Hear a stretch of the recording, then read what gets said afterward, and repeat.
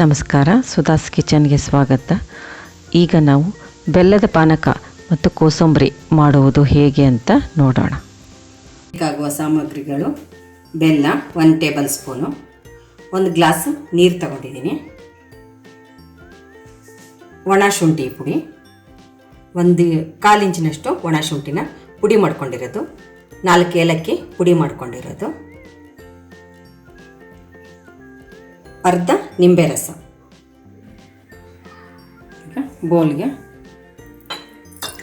ನೀರು ಹಾಕೊಳ್ಳೋಣ. ತಣ್ಣನೆ ನೀರು ತೊಗೊಂಡಿದ್ದೀನಿ.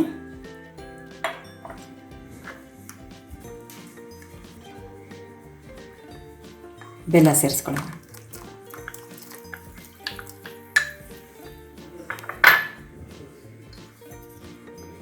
ಏಲಕ್ಕಿ ಪುಡಿ,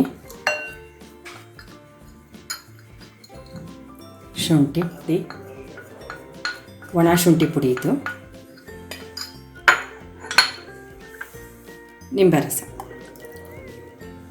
ಬೆಲ್ಲ ಕರಗೋವರೆಗೆ ಚೆನ್ನಾಗಿ ಮಿಕ್ಸ್ ಮಾಡ್ಕೊಳ್ಳೋಣ.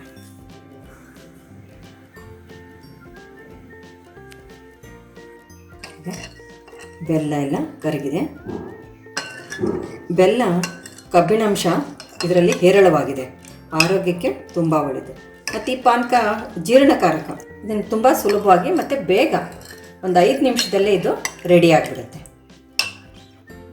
ಇದೀಗ ಶೋಧಿಸ್ಕೊಳ್ಳೋಣ.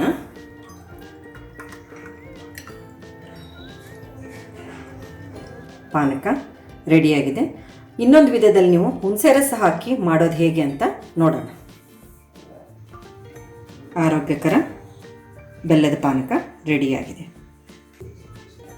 ಹುಣಸೆ ರಸ 1/4 ಕಪ್ಪು, ಒಂದು ನೆಲ್ಲಿಕಾಯಿ ಗಾತ್ರದಷ್ಟು ಹುಣಸೆ ಹಣ್ಣು ತೊಗೊಂಡಿದ್ದೀನಿ, ರಸ ತೆಗೆದು ಇಟ್ಕೊಂಡಿರೋದು, 1/4 ಕಪ್ಪು ಬೆಲ್ಲ ಪುಡಿ ಮಾಡಿ ಇಟ್ಕೊಂಡಿರೋದು, 2 ಕಪ್ಪು ನೀರು, ಏಲಕ್ಕಿ ಪುಡಿ ಮಾಡ್ಕೊಂಡಿರೋದು, ಕಾಳುಮೆಣಸು ಅರ್ಧ ಟೀ ಸ್ಪೂನು ಪುಡಿ ಮಾಡಿ ಇಟ್ಕೊಂಡಿದ್ದೀನಿ.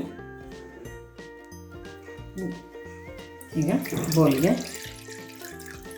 2 ಗ್ಲಾಸು ನೀರು ಹಾಕ್ಕೊಳ್ಳೋಣ.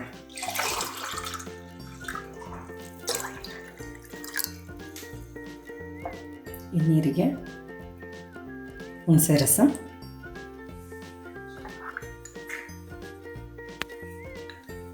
ಬೆಲ್ಲ,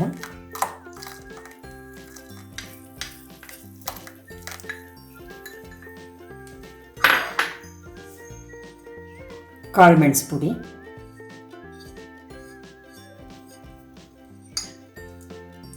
ಏಲಕ್ಕಿ ಪುಡಿ.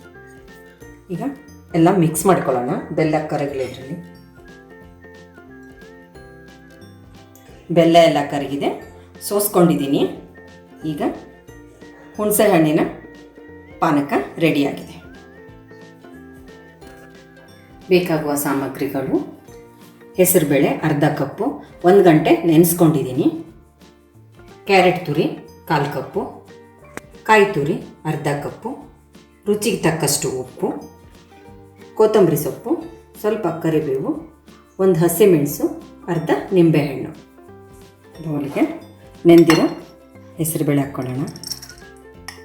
ಇದು ಕರ್ನಾಟಕದ ಸಾಂಪ್ರದಾಯಿಕ ಅಡುಗೆಗಳಲ್ಲಿ ಒಂದು. ಇದು ಕೋಸಂಬರಿ. ಇದಕ್ಕೀಗ ರುಚಿಗೆ ತಕ್ಕಷ್ಟು ಉಪ್ಪು. ಹೆಸರುಬೇಳೆ ಆರೋಗ್ಯಕ್ಕೆ ತುಂಬ ಒಳ್ಳೆಯದು. ಈ ಕೋಸಂಬರಿ ಬೇಗನೂ ಆಗುತ್ತೆ.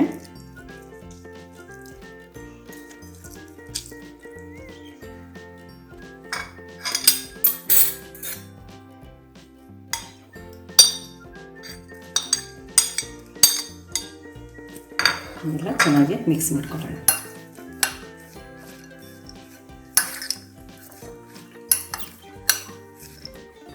ಇದಕ್ಕೀಗ ತುರಿದಿರೋ ಕ್ಯಾರೆಟ್ ತುರಿ ಹಾಕೊಳ್ಳೋಣ.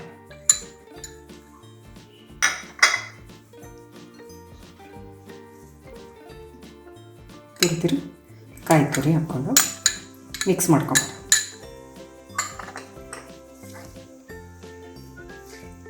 ಹಬ್ಬಗಳಲ್ಲಿ ಈ ಕೋಸಂಬರಿ ಮಾಡ್ತಾರೆ.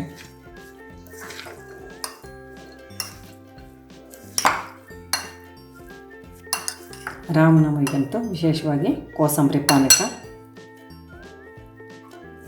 ರೆಡಿಯಾಗಿರುತ್ತೆ ನೋಡಿ. ಈಗ ಕೋಸಂಬರಿ ರೆಡಿಯಾಗಿದೆ. ಈ ವಿಡಿಯೋ ಇಷ್ಟವಾದಲ್ಲಿ ಲೈಕ್, ಶೇರ್, ಸಬ್ಸ್ಕ್ರೈಬ್ ಮಾಡಿ.